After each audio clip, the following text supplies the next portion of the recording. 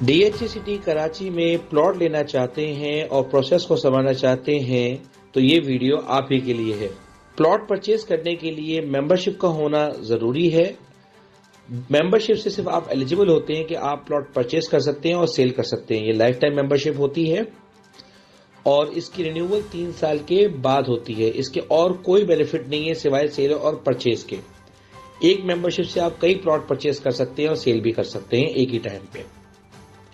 Membership के बाद आप कोई भी प्लॉट जब परचेज करते हैं तो उसका सबसे पहले टोकन देते हैं, यानी कि अगर कोई चीज 20 लाख की हमने परचेज की है तो उसका 2 लाख रुपए टोकन होता है। उस टोकन की मद में एग्रीमेंट कोई नहीं होता। 99% हम अपने ऑफिस की लेटर हेड पे आपको उस 2 लाख की रिसीविंग देते हैं, जिसपे हम आपको इंश्योर करते हैं कि ये 2 लाख रुपए की जिम्मेदारी हमारी है। हम रिस्पॉन्सिबल है आपके जितने भी पैसे हैं और इस ट्रांजेक्शन के। उस 2 लाख को रिसीव करने के बाद हम लेटर हेड पे रिसीविंग देते हैं और जो डॉक्यूमेंट्स हैं प्लॉट के वो हम आपके साथ शेयर करते हैं व्हाट्सएप में। उस डॉक्यूमेंट को भी आप खुद भी वेरीफाई कर सकते हैं डीएचए की वेबसाइट से। उसके बाद जैसे ही हम टोकन लगाते हैं, इसका 15 से 20 दिन का प्रोसेस होता है ट्रांसफर का।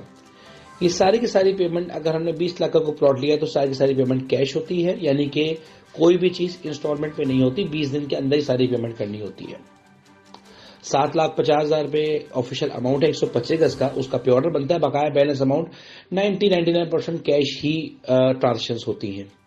15 से 20 दिन के बाद ट्रांसफर के लिए मेंबरशिप कार्ड आपके पास आ चुका होता है, जिसके बाद ट्रांसफर सेट हम बनाते हैं।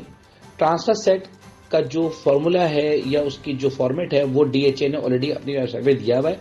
हम सिर्फ उसे कॉपी करते हैं और फिर उसके डॉक्यूमेंट्स के प्रिंट आउट निकाल के 2 एफिडेविट जिसपे साइन होता है बायर का और बकाया सारे डॉक्यूमेंट पे सेलर का साइन होता है।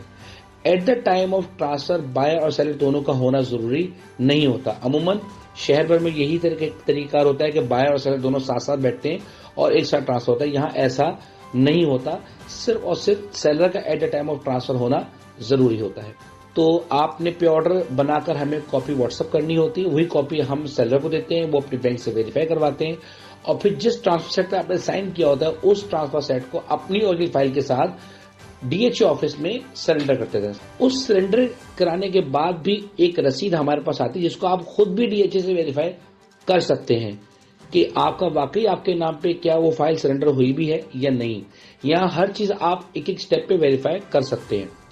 उसके बाद जब वेरी नेक्स्ट डे हम ट्रांसफर पे जाते हैं तो साइनिंग अथॉरिटी सेलर से पूछता है कि आपको क्या पेमेंट मिल गई है। तो वो साइनिंग अथॉरिटी से पेमेंट रिसीव करने के बारे में पूछता है। वो हमें कॉल करते हैं, हम उन्हें सारी पेमेंट उनके अकाउंट में लगाते हैं और फिर उसके बाद साइनिंग अथॉरिटी जो कि रजिस्ट्रार बैठा है डीएचए ऑफिस में ज्यादातर पिंडी में, वो फिर साइन करते हैं और साइन करने के बाद ट्रांसफर सेट यानी कि हल्फनामा भी लिया जाता है। ये हल्फनामा की प्रैक्टिस ज्यादातर 125 गज में है, 500 गज में नहीं होती, क्योंकि सेलर ज्यादातर जीसीओ और शोधा के गुस्सा होते हैं। उनसे मेक श्योर किया जाता है कि उनको पेमेंट मिल जाए। ये उनकी सहूलत के लिए होती है, वरना अदरवाइज जितने भी प्लॉट है 500, 200, 300 उसमें हल्फनामा नहीं लिया जाता। ये सिर्फ और सिर्फ 125 गज में जो वैली के प्लॉट जहां शिफ्ट हुए उसकी ये प्रैक्टिस है। उसके बाद ट्रांसफर हो जाता है, हमारा नुमाइंदा पिंडी में मौजूद होता है, वो उसके हाथ में डॉक्यूमेंट्स ओरिजिनल आ जाते हैं। हमें वो उसी वक्त पिंडी से कराची टीसीएस कर देता है। 2 दिन में डॉक्यूमेंट्स कराची आ जाते हैं। जैसे ही डॉक्यूमेंट्स कराची आते हैं फिर उसके बाद ट्रांसफर फीस जमा होती है। जब ये डॉक्यूमेंट्स आते हैं तो इट मींस आपने जब पेमेंट लगाई तो ट्रांसफर हो चुका है। अब मजीद जो उसका प्रोसेस है उसको हम कंटिन्यू करते हैं।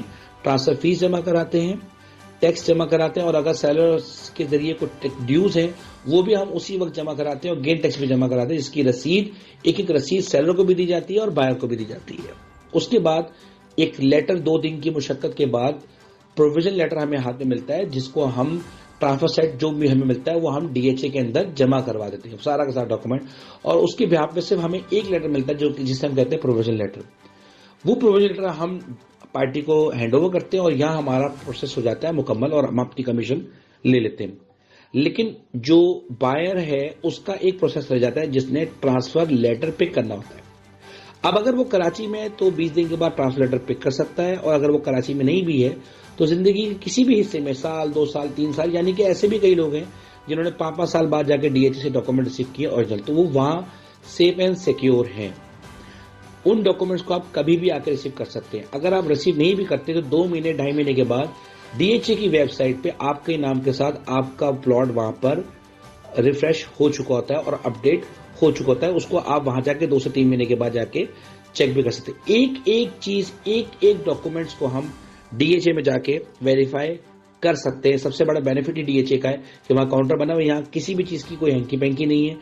जो सरचार्ज और ड्यूज हैं उसकी रसीद मिलती है, जो टैक्स है उसकी रसीद मिलती है, buyer side tax, seller tax, सब चीजों की रसीद आपको दी जाती है। जज़ाकल्लाह खैर, थैंक यू।